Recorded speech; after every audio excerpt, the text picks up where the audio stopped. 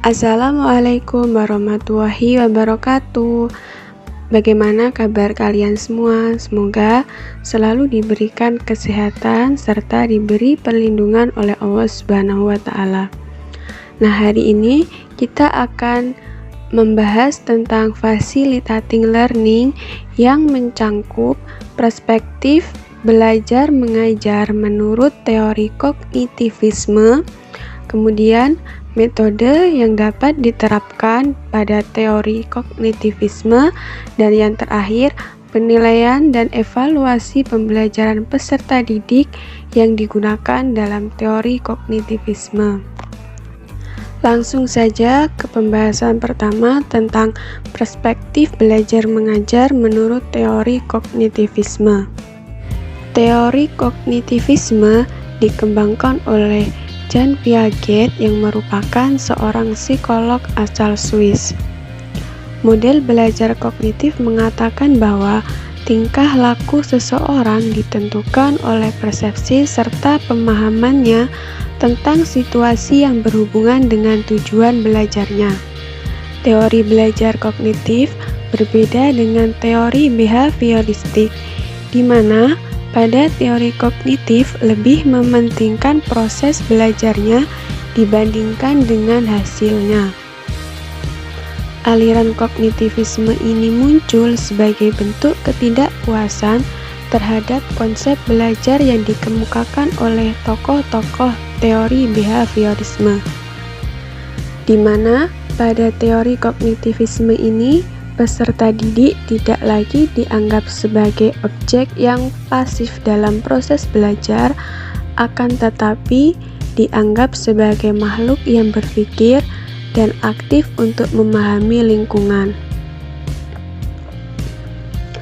Teori ini mengartikan belajar sebagai proses internal yang mencangkup ingatan, retensi, pengolahan informasi, emosi, dan aspek-aspek kejiwaan lainnya.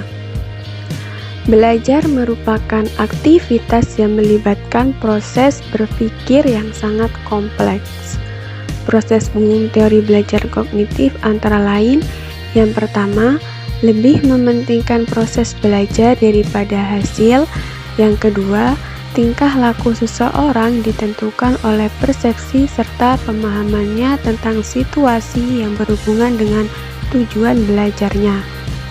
Yang ketiga, belajar merupakan persepsi dan pemahaman yang tidak selalu dapat terlihat sebagai tingkah laku yang nampak. Yang keempat, memisah-misahkan atau membagi-bagi situasi atau materi pelajaran menjadi komponen-komponen yang kecil-kecil dan mempelajarinya serta terpisah-pisah akan kehilangan makna. Yang terakhir, belajar merupakan suatu proses internal yang mencangkup ingatan, retensi, pengolahan informasi, emosi, dan aspek-aspek kejiwaan lainnya. Proses belajar terjadi antara lain mencangkup pengaturan stimulus yang diterima dan menyesuaikannya dengan struktur kognitif yang sudah dimiliki dan terbentuk di dalam pikiran seseorang berdasarkan pemahaman dan pengalaman-pengalaman sebelumnya. Kita lanjut ke pembahasan yang kedua, yakni metode pembelajaran yang cocok. Kegiatan proses belajar mengajar yang berlandaskan pada teori kognitivisme ini sudah banyak digunakan. Kebebasan serta keterlibatan secara aktif siswa selama proses pembelajaran sangat diperhitungkan. Untuk prinsip yang diterapkan dalam pembelajaran menggunakan teori ini adalah: yang pertama, siswa bukan sebagai orang dewasa yang mudah dalam proses berpikirnya. Mereka mengalami perkembangan kognitif melalui tahap-tahap tertentu. Yang kedua, anak usia prasekolah dan awal sekolah dasar akan dapat belajar dengan baik. Yang ketiga, keterlibatan siswa secara aktif dalam belajar amat dipentingkan. Yang keempat, Untuk menarik minat dan meningkatkan retensi belajar, perlu mengkaitkan pengalaman atau informasi baru dengan struktur kognitif yang telah dimiliki si belajar. Yang kelima, pemahaman dan retensi akan meningkat jika materi pelajaran disusun dengan menggunakan pola atau logika tertentu dari sederhana ke kompleks. Yang keenam, belajar memahami akan lebih bermakna daripada belajar menghafal. Dan yang ketujuh, adanya perbedaan individual pada diri siswa perlu diperhatikan karena faktor ini sangat mempengaruhi keberhasilan belajar peserta didik. Berdasarkan penjelasan-penjelasan di atas, bahwa keterlibatan aktif peserta didik selama proses pembelajaran sangat diperhatikan dan diperhitungkan, maka metode yang dapat kita gunakan untuk pembelajaran yang menerapkan teori kognitivisme adalah salah satunya dengan menggunakan metode diskusi. Mengapa metode diskusi? Karena dalam metode diskusi ini peserta didik dapat belajar berpikir dari sudut pandang suatu subjek bahasan dengan memberi mereka praktek berpikir. Mereka juga dilatih dalam menyampaikan pendapatnya. Selain itu, juga dapat menggunakan alternatif metode tanya jawab. Pembahasan yang ketiga yaitu penilaian dan evaluasi peserta didik. Pada teori kognitivisme, seorang peserta didik akan dilatih untuk berpikir secara cerdik untuk menyelesaikan suatu masalah.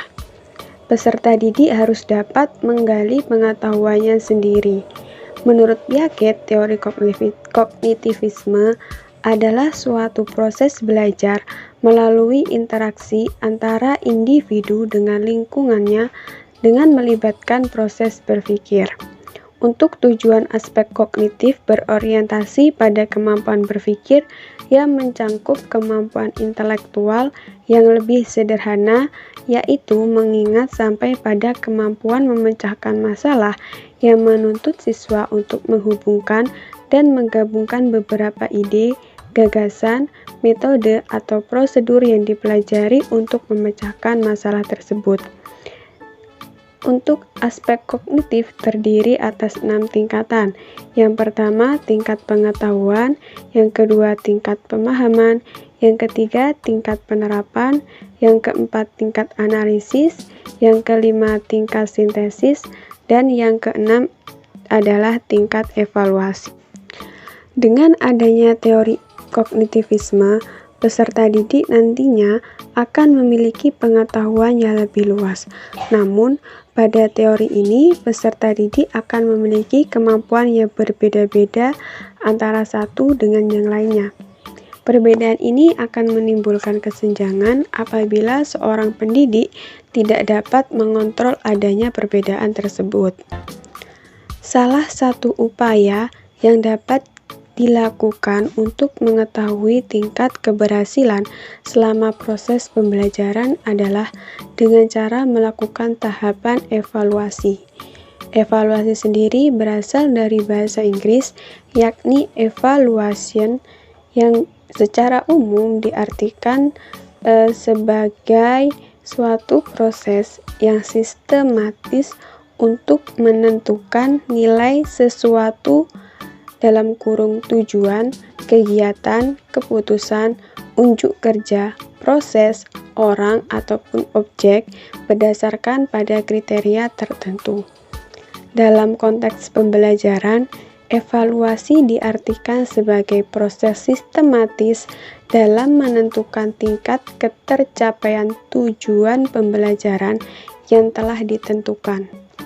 Dalam pelaksanaan evaluasi, harus mengikuti prinsip-prinsip evaluasi pembelajaran, yakni yang pertama kontinuitas, yang kedua komprehensif, yang ketiga adil dan objektif, yang keempat kooperatif, dan yang kelima adalah praktis.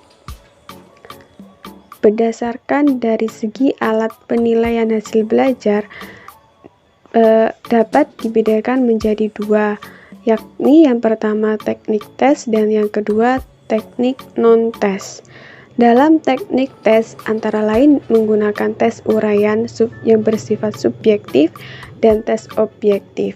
Sedangkan untuk teknik non-tes dapat menggunakan wawancara, kuesioner, ataupun angket. Nah, untuk penerapan teori kognitif ini sendiri dapat menggunakan berbagai teknik penilaian di atas.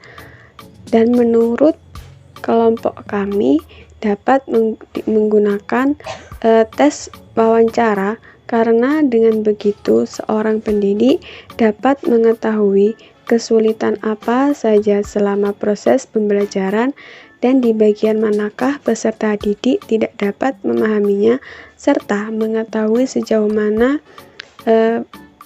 pengetahuan yang diperoleh selama proses belajarnya. Nah, mungkin itu tadi pemaparan dari kelompok kami tentang perspektif belajar menurut teori kognitivisme serta metode dan penilaian atau evaluasi yang dapat diterapkan pada teori kognitivisme. Sekian dari kelompok kami. Apabila ada kesalahan, kami mohon maaf. Wabillahi taufiq wal hidayah. Wassalamualaikum warahmatullahi wabarakatuh.